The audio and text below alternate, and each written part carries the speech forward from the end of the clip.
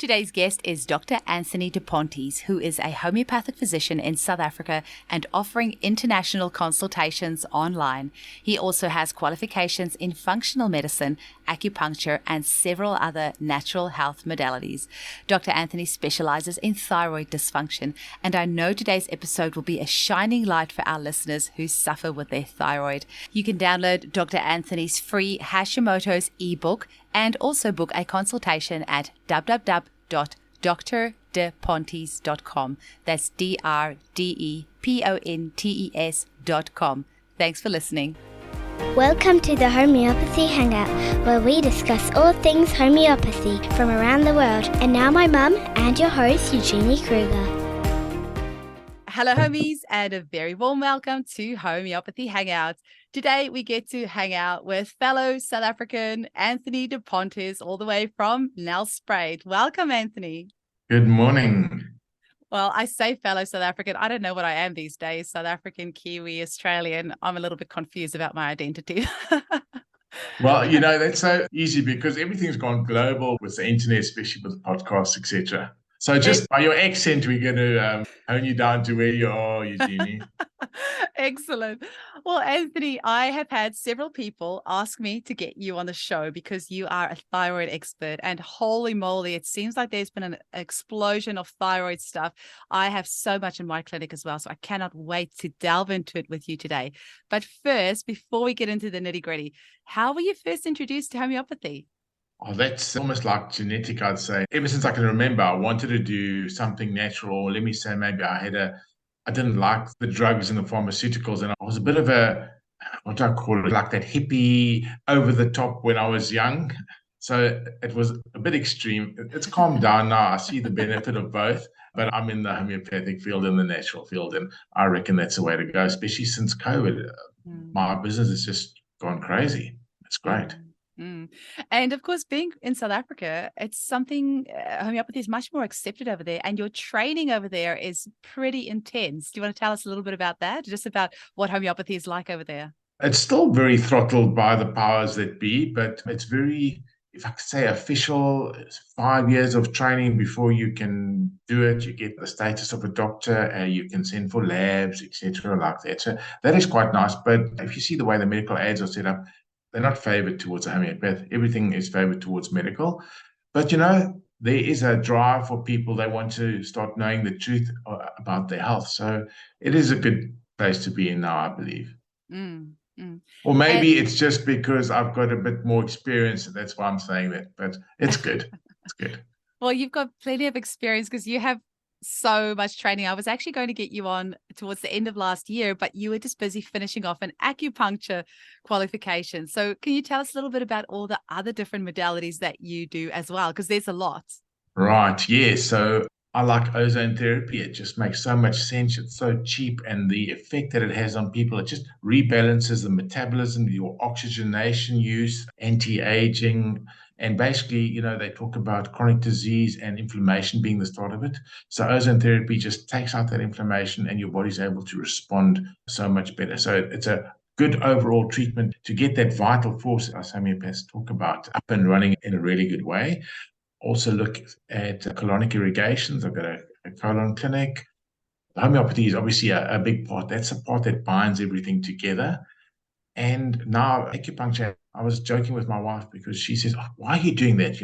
This online consulting is the way to go. I said to her, yes, you're looking at it from that perspective, but it's making me a better doctor so I can offer better insight to the patients, because as important as it is at finding the remedy, and I find that like homeopaths are like really focused in on finding that remedy. It's not just finding the remedy. You've got to understand the patient. You've got to understand the disease process. And this acupuncture has just opened up another line for me, especially with all the toxicities we have today, the metal toxicities, the dental issues. So it's rounded me off really nicely. It's really great having, I think, that Eastern medicine knowledge as well. And there's actually a lot of homeopaths that have done traditional Chinese medicine or acupuncture or things like that. And they find that the two really complement each other because that Eastern philosophy actually can tie in really nicely with homeopathy and can help you understand the patient on a deeper level. So you having that training in addition to everything else is actually quite amazing. Absolutely, yes. It's great. And it's just, as you say, it's meshed in a really balanced way. Mm. Well, I'm currently doing the master practitioner course through CHE with Hilary Dorian, and she started out as an acupuncturist 40 years ago. And actually, part of this training is that she's teaching us some TCM type things in the background. For example, she talks about the role of the liver in menstrual disease. And it's Yes. like, oh, that's interesting. We didn't learn that in homeopathy school. So actually getting, like, as a homeopath now, when I'm going to be seeing a client with menstrual issues, I'm going to be looking, oh, well, what's their liver like? Whereas I never would have done that before. So it's really exciting that you have, this holistic knowledge that's going to be helping your That's exactly clients. what I'm talking about when I said it makes you a better practitioner. You can look at everything, and I'm not saying that homeopathy doesn't cater to that, but you're able to hone in on the issues much quicker, and the results are just so much quicker also. Yeah, and acupuncture's been around for thousands of years. Homeopathy's been around for 200 years. So, they've got a few things they can teach us. Absolutely. Now, Anthony, you specialize in thyroid conditions, which I just think is so fabulous because holy moly, it's everywhere. It's just absolutely everywhere. So I'm really interested firstly to find out what first got you interested in thyroid conditions. I think it was set in the stars. It was a woman. And I know Isn't thyroid it is mostly on always? women. It's always a woman. It's always a woman. And the Lord says he'll give you a good helpmate. And so that woman is my wife. And she suffered from Hashimoto's. At that stage, that was like, 10, 15 years ago. I didn't even know what Hashimoto's was. I couldn't spell it. I knew a little bit about thyroid, and that was it. So when she was diagnosed with this, it was like, oh, okay, I don't know much about that. So I had to upskill. I did a functional medicine degree, and that helped a lot. That sorted out I hate not knowing, Eugenie. I've got to know, otherwise I'll feel like I'm letting the patient down or so. I love studying. Now, I've got this information with the thyroid and the Hashimoto's, and start thinking, homeopathy, here we go, we're just going to sort it out, chop, chop. Didn't happen like that. And now I'm a bit defeated. But here's the beauty of it. I was able to study my wife in an environment that you wouldn't study a normal patient. I could do things to her, give her remedies, different remedies, maybe a bit out of the ordinary. And then I call her my lab rat, affectionately, because I was being able to check her out in these unusual ways. And what I started to notice is you have the hyperthyroid and the Hashimoto's, and we treat it as we've been taught to treat it. And the results were fair, but she would vacillate. I'm good, I'm bad. I'm good, I'm bad. And in homeopathy, we talk about the never been well since. Okay. So she had something happen to her. Her sister was tragically, she committed suicide. And since then, they've never been well since, right? And so you're confident you're going to give the typical remedies for that. And again, still vacillated a bit, and maybe it's a bit more difficult to treat your wife. The results were pretty average, but I thought I was doing really well until we entered into the mega homeopathy.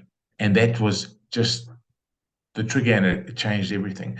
And I think I've got a bit of a knack to be able, and I suppose every good homeopath has or should have this knack to be able to, I call it going up above and having this eagle eye view, this bird's eye view of the case of the patient.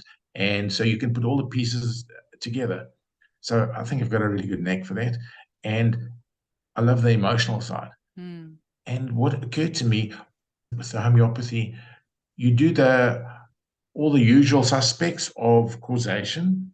So is it a hormonal issue? Did they take contraceptive medication? Is it a viral issue? The typical aspect is Epstein-Barr virus, the mononucleosis that they've had for years and years, and they don't link it to the thyroid. What else would you look at? Heavy metal toxicities. That is an insidious thing that is so out of control today.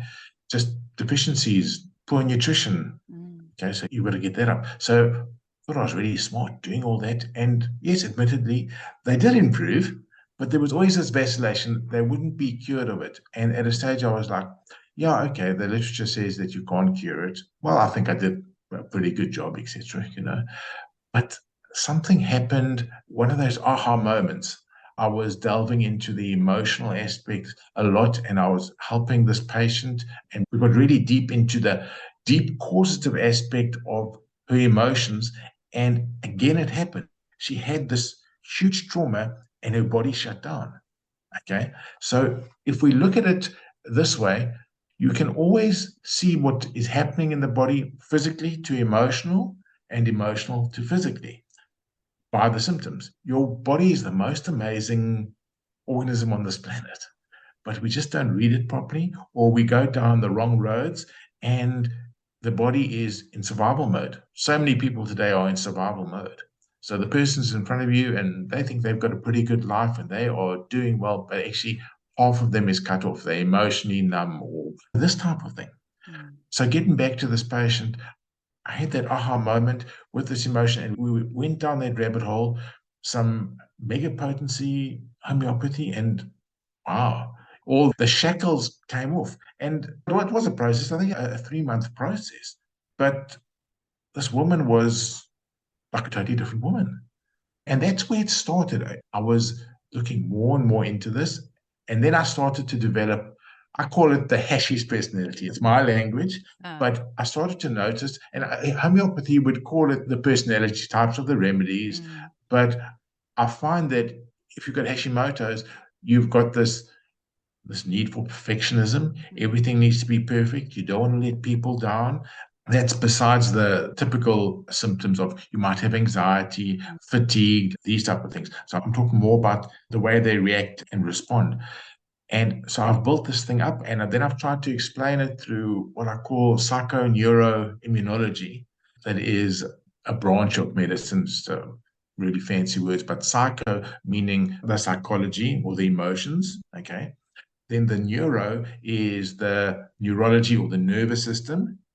And then the immunology is the immune system. So there is a download from the psycho, so from how you are affected. So if I use my lab rat as the example, she had that shock of her sister dying, how it affected her psychology. That gets downloaded into the nervous system, and which then affects the immune system. The immune system is affected, you get the body goes haywire and it doesn't know how to respond normally, and you get this Hashimoto's. So then I'm saying, let us reverse that. Okay, so now we're dealing with the psycho again, with the mega potency homeopathy, and I do a lot of, I don't want to say counseling, because in my mind, to a degree, counseling may be good, but it's just rehashing the old problem. Okay, so a lot of women have sexual abuse or sexual molestation that has been buried. So, if I'm talking to you about it, I say, oh, so tell me about it and how did it feel? It brings up these terrible emotions. They don't like it. They don't want to do it. And okay, maybe you'd say, yes, but they've been able to release something. Maybe so, but next week or next month, they're sitting with the same thing. So it's just a washing machine going round and round. And we're not getting somewhere. We're dragging it out. So step in a modality called emotion code, developed by Dr. Bradley Nelson. Well, that was also a game changer. It takes that trapped emotion, that trauma, and just removes it from the body in a snap. And all these years of trauma that has been, causing that psychoneuroimmunological aspect is released.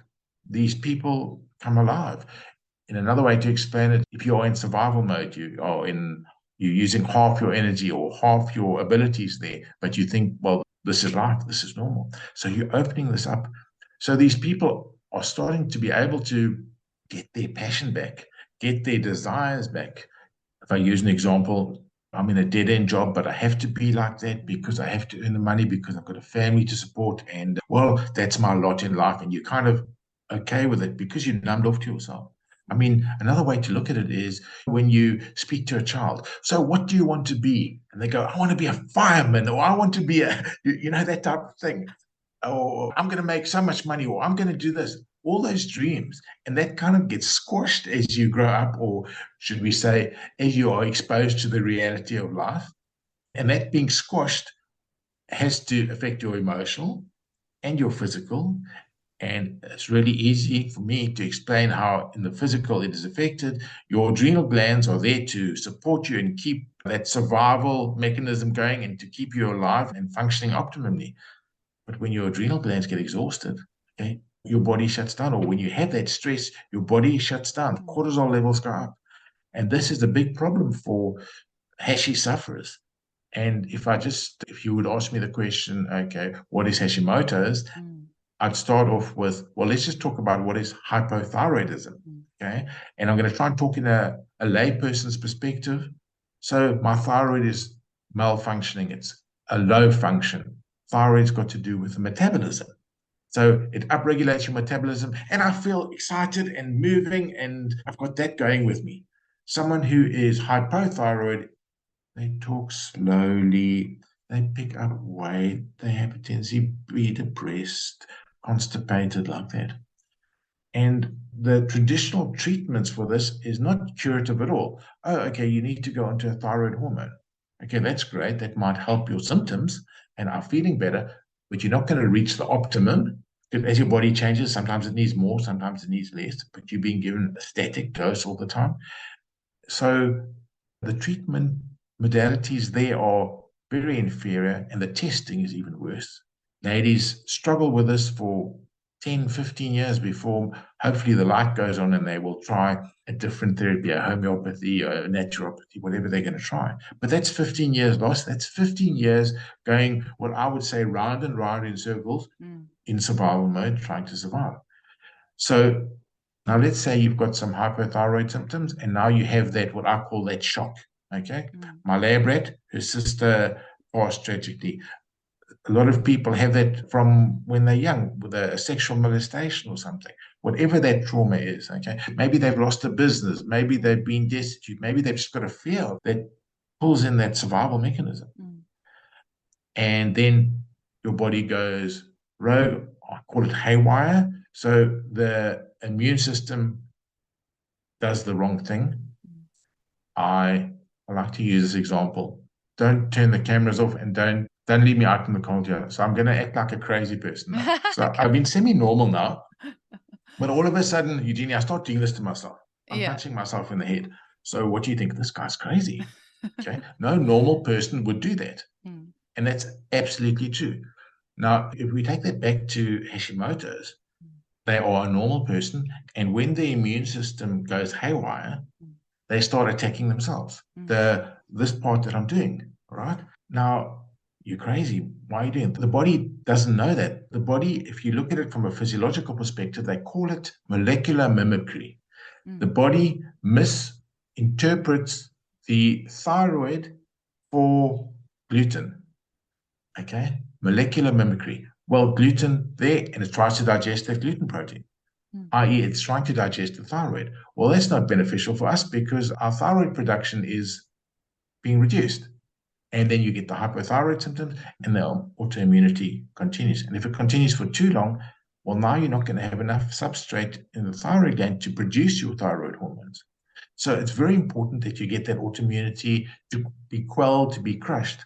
But the symptomatology and the manifestation of why that thyroid autoimmunity is occurring is because you're going haywire, right? Why is that? You've had that stress, you've had that trauma, you're not being supported. Maybe you've got a deficiency in a selenium or iodine or whatever it is.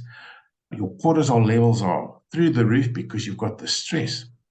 And, well, you say, I'm going to go to the doctor. I'm going to go and get my levothyroxine or my euthyrox, whatever that T4 is that they give most people. That's not looking at that issue. You might have taken your contraceptive pill for 20 years. You're talking about the liver and the TCM. What has that done to your liver? Oh, no, most of my patients say, I've stopped my contraceptives 20 years ago. It's still affected the liver. You've got that negative feedback mechanism that hasn't kicked in. That also happens with the kidneys and the adrenal glands with the cortisol. Your body is not regulating. So it's pushing out more cortisol than it should. I'm insomniac. I can't sleep. Oh, just take a sleeping pill. You're not getting to the root cause of the issue. You're chasing your tail continually. So my approach is really to look at the causes of issues. And so I was saying, I'm doing this and I'm getting good results, but I'm not punching it. I'm not getting to the root cause. Why is that? So it's this emotional component. Using that mega potency homeopathy changed things. And also, as I'm interacting with these patients, we develop a bond, a professional relationship where they feel like they can start to really trust me, So let's say I've known you for a year or two. I'll say, oh, Eugenie, you're a good acquaintance. You're a lovely person too. But if I've known you for 10 years and we've shared deep things, when you are vulnerable, you might say, well, listen, I can trust Eugenie. We've walked a long road. So I'm building this with the patients at the same time, because remember, when they go through a healing crisis, they're already doing this to themselves. They're already crazy from that perspective. Who they're going to trust? We build this relationship. They can trust me. So when I say, listen, and I'm telling them to go east when everybody's saying go west, they will trust me with that. And so we build it on and on and on. There are a lot of environmental issues that you need to look at. Maybe you want to call it lifestyle issues. Today, okay, you are in New Zealand. Theoretically, you should be getting a lot of sun, but most of us, sorry, Australia is in Yeah, Australia. no, I'm in Perth. Yeah, we haven't had rain this whole year, and we're in February now. So I haven't had any rain for 2 months. We're getting lots of that. But yeah, the soils here are quite poor in selenium, and New Zealand soils are very poor in selenium as well. So I know that's a big thing. Well, in most places around the world, it's like that. But if you look at your EMF exposure, we're exposed to the blue light from these screens. We're not outside, and we are in countries where there is a lot of sunlight and warmth. Just consider the countries where the latitudes are such that they don't see much sun. So the EMFs, the radiation, gun the thyroid. Okay. Now they haven't got enough iodine. So there's so many factors and so many lifestyle changes that you need to make. You can't be on your machine all day getting this blue light into your body. You need to get blue blocking glasses. You've got to reduce it, or you've got to be exposed to the sun. Like my wife is helping me to get this business up and running. She was a teacher. She's given up teaching. Now she sits on her patio all day. Okay, she's undercover, but she's got exposure to the sun. So she can work on the computer. It's not going to affect her negatively. One of the other issues that I think so many of us now have is that we go to bed late, 10, 11, 12 o'clock maybe. And what are we doing? We're on that dreaded Facebook. We are glued to it. We are enthralled by it. Okay. But what are we doing? We're getting that blue light toxicity into our eyes. It's raising our cortisol levels. That is totally counterproductive if you've got Hashimoto's. But I can't get out of it. Well, I don't believe that that's so bad. Come on, I'm enjoying myself on Facebook. So there's so much education that needs to be done. And I know it's a slow process, but what keeps me going is you get those aha moments where you turn people's lives around. And that's not only with hashies, that's just with your patients. When you see those things happen, that spurs me to continue going and continue researching and homeopathy and helping people in this way. It's my life. It's not, yes, I earn my living like this, but that's not the reason that I do it. I do it for that. And I call it that dopamine rush that you get when the person when you comes get that in. email saying my 20 years of eczema is gone, or my psoriasis is gone, or I've been able to cry for the first time in however many years, or I've been able to quit my job. I got the confidence after getting this mega potency homeopathy, and my fear of where the money has come from is gone, and now I'm going to go pursue my true passion. So yeah, that's why we do this. Absolutely. It's the drive. Yeah. Actually, I saw the Blue Jill's book behind you, Getting Back on Track with Mega Potency Homeopathy. And it was such an honor to interview her last year, shortly after her 80th birthday. And her episode has been released on the show. And that really set me on the path now of exploring the mega potencies as well. And I also feel like for me, that's been a missing link in my practice. So I've been doing maybe only the last 2 or 3 months or so. I'm still pretty new to it, to the mega potencies, but I'm having a lot of fun with it, including my husband is my guinea pig. So, so he's had a few, because he's had some really badass insect bites over the year. Actually, about a week after I met him 15 years ago, he was bitten by a spider and it got so badly infected. And he's had so many tick bites. He's had so many bee stings, so many mosquito bites. So he's been on mega potency of Ledum, a CM, and he's had some really interesting things come up. And I learned it's great when you get to live with him and get to actually get this feedback on a daily basis. And I've been testing out remedies on him, and he's really great because he's really honest. He'll give me honest feedback and say, no, that didn't really help, or that did help. Yes, it's great that you found the mega potency remedies as well. What sort of other things do you use to, actually, something else I wanted to touch on, because you said about all the different things that can affect the thyroid, but it's also interesting that obviously the thyroid represents our ability to be able to express ourselves and our emotions and what it is. Can you maybe talk a little bit about that? Okay, so remember I said This body is can I call it like a double adapter? It can talk to anything and it expresses everything. The problem is we need to know what it's saying, right? And we can do that homeopaths do that by looking at symptoms. So the physical symptoms, and you can say that physical symptoms are indicative of obviously physical things, but also emotional symptoms. So if you look at Hering's law of cure, you see how does cure happen? It happens from within out, from it's a more important organ to a less important organ, that story.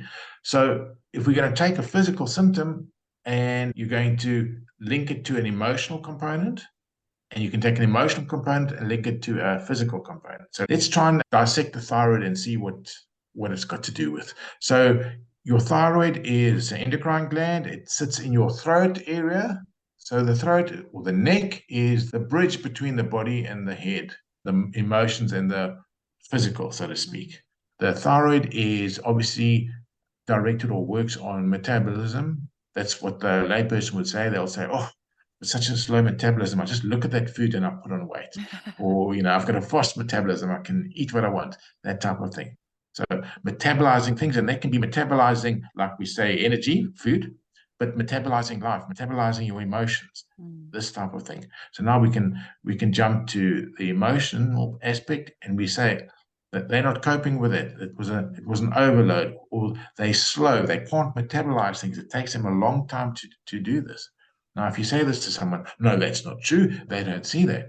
The thyroid's got to do with your creativity and your expression. Where is it sitting? It's sitting in your neck, right around your voice box, your vocal. Talking about this creativity. So, normally I would be very loud and say, Eugenie, this, Eugenie. Now, something's happened with my thyroid. I'm meek, I'm mild, I'm like a mouse. So it changes your personality.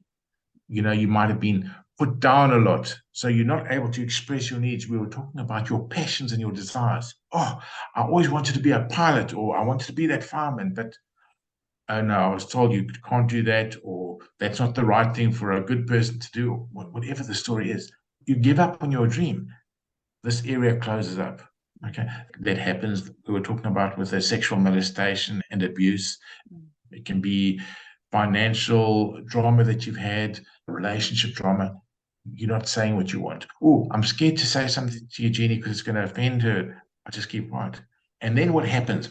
It builds up inside, and I've got this inside because I can't express it. I don't know how to express it. And then remember my thing when I was going like this? Okay, that anger, that frustration, going back to the liver, it affects the liver. All right, you've got this anger, this frustration, you can't get it out, and then you go haywire, and it can lead or exacerbate the autoimmunity. So there's all of these things that you have to take into play. And once you can get the person to start being able to express who they are, and it comes in little bite-sized pieces. Okay, wow, I was able to tell the person that I need to go now because I've got another appointment, where before I wouldn't say that because they would think badly of me, or you know what I mean? Just being able to get the person to express something that is, and I suppose it depends with different cultures, but being able just to do a regular thing, but you feel so caged, so shackled because of this. So it's freeing the person up emotionally, and we work on it physically with, let me say, the traditional treatments, regulating the thyroid, getting exercise, making sure that you've got enough selenium, those physiological aspects. So it definitely it must be a complete protocol if you're going to get the cure. If you're just happy with, and this is what most people, this is the thing that frustrates me, but maybe it is just that they've been taught that way. They'll go to their doctor. Oh, okay, yes, you're going to get your chronic medication. Again, okay, thank you very much, doctor. And they're happy with it. You know what I mean? It's strange. It's a different mentality. I don't quite get how people are happy to be on blood pressure medication or cholesterol medication or thyroid medication for the rest of their life, when there's actually so many dietary things that you can do and so many incredible natural therapies that have been shown to help for hundreds of years that you could use. Yes, but they've been conditioned like that, So that's why they fall into that role. So when maybe they'll see this podcast, or they'll get some other type of insight into it. Oh, and then something will twig in their brain. Hey, I'm a bit scared to look at that because I'm safe here with my euthyrox or my drug, and then they rationalize it. Okay, that's what always happens with thyroid. They rationalize it. okay, because they don't go to the emotion. The emotion's a scary place. They've shut off, they're in survival. So it's helping the person to get out of the rational mind and into the emotional mind to be able to feel their desires and their passions. Amazing. Now, I have been told to ask you this one, Anthony, by the lovely Bo Wilson, who is a student homeopath who works with me, and she's also a midwife. And she's been following you for a while. And she told me, Eugenie, please ask him about his experience using homeopathic Auto Sanguis therapy. Now, I do not even know what that is. What is that? And what is she talking about? Okay. Auto Sanguis therapy, sanguinous is blood. So if we look at blood, let's try and take this back to thyroid. You've got to go for your blood test, and they're going to determine your levels. Now, the blood contains all the immune components of the body. You have your full blood count done. They'll tell you your monocytes, your leukocytes, your red blood cells. So what your blood is sensitive to, everything's in the blood. So autosanguinous therapy is using, auto is like the same. So also in homeopathy, you've got that like curing like. So we're taking the blood, which has got all the information of what your body is, doing what it's expressing now, and we're going to potentize that blood up, and we're going to give it back to you. So it's really good for allergies. So it's really good for immune function. So in homeopathic potency, or are you like spinning the blood and re-injecting it, or are you potentizing the person's blood? Either is autosanguinous therapy, but if we're talking homeopathy, we're talking about taking the blood out, potentizing it up, often mixing it with certain other remedies. Heal remedies they've got protocols for that. All right, so you might use Thyroid comp with the blood, and you potentize it up, and then you give that over a 6-week course.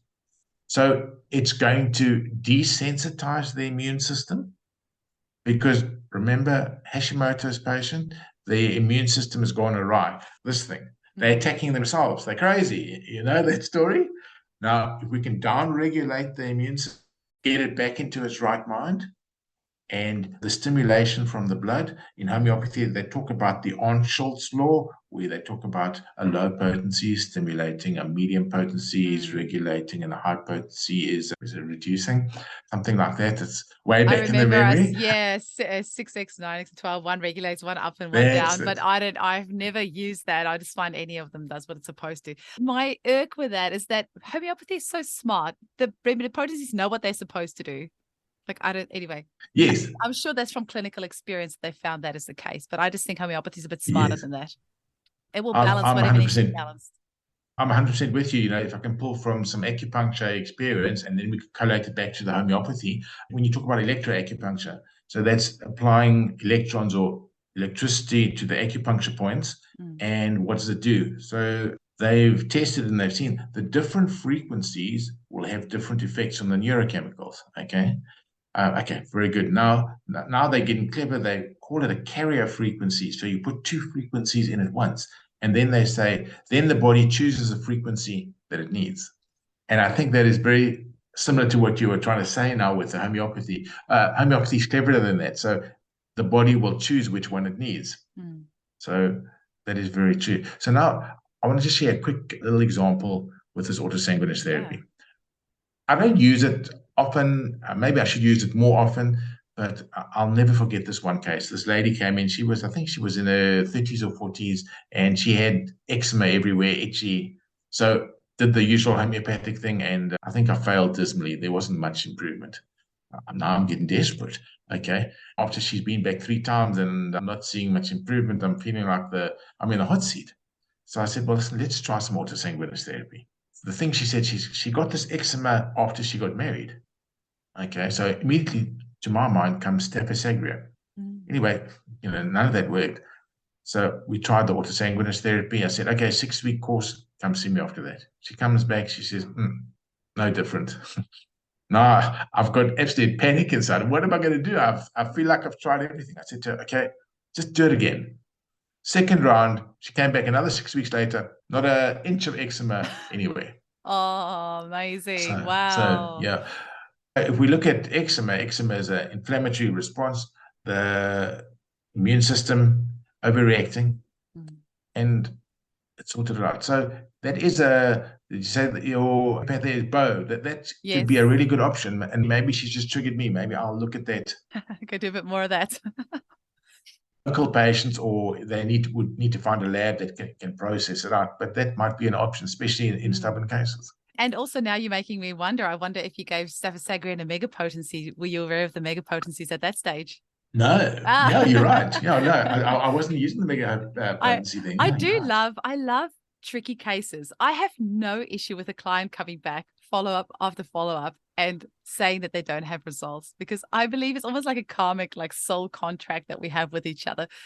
I'm here to learn from them. They're here to learn from me, and we help each other. And those are the cases that push you outside of your boundary to go and find some solutions for these people. If you're a practitioner that's open-minded enough to think about different ways that you can help people. But I know, like, certainly when you start out as a practitioner and people come back and they, you haven't cured their 30-year chronic problem in the first consultation, then it's like, oh my gosh, I Yes. haven't done it. But then you just kind of ease into it after a while. It's like, okay, let's see what's changed, what hasn't changed. You just kind of work your way through it. Absolutely. You've got different patients. You've got the patients that are like, well, I don't think really homeopathy can work, but I'm so desperate. I've tried everything else. I'll try it, but I don't think it's going to work. That's where you've got the urgency. If you're working with patients that are fully into homeopathy and that's been their way of life, yeah, then you're set and they understand that it can take a bit of time, or that, you need a few sessions to get the right remedy. Then it's a Sunday afternoon and you can relax. Now, Anthony, our listeners are extremely lucky because they do not have to travel all the way to Nelspruit in South Africa to come and see you. They can simply click on the Zoom button on their computer anywhere in the world and have a consultation with you and draw from your incredibly vast experience and very holistic knowledge on helping them with their thyroid and also other conditions. I know you treat ADHD and all sorts of different things. Can you tell our listeners a little bit about how they can get hold of you and maybe what online consultation with you might look like? Okay, so I suppose the website, drdepontes.com, and you can go and click. I think there's a place there. Sorry, It'll be in the show notes. My wife as well. runs that side of things. Yes, and then you can click on consultation there. I would suggest they take the complete package, and the complete package is an initial follow-up and a bioresonance test that just helps me to diagnose them a bit better. All the information is there on the website. And the reason I say that is most of the time, and I like chronic conditions, and I suppose if we're talking about thyroid here, you're going to be coming for a few consultations before you're going to see changes. So that is the most cost effective. It's a discounted rate for that. They've got to fill in an intake form. It's quite a lengthy form, and that helps me to get my bird's eye view of what's going down, and helps me to have a look and see what avenue or what type of questions I need to ask. Then they send it back with a picture of their tongue and their eyes. So I look into, as much as possible, doing some iridology, because I can't examine them, So I've got to use whatever tools I have, iridology through the eyes and some Chinese tongue diagnosis. And you do the bioresonance online as well. How do you? That's correct. Really? From a photo. Cool. That's done from a photo, yes. And then we take that, and I'll probably spend between 30 and 45 minutes going through this intake form, seeing, what line of questioning am I going to ask? Where do I feel that the causation is? And then when they come online, now's my chance to get maybe more in depth, or maybe they've left something out, or I'm not sure of what that means. And we sort that out. And, I'm also trying to get a sense of who is this patient, what's making them tick, and to build a rapport.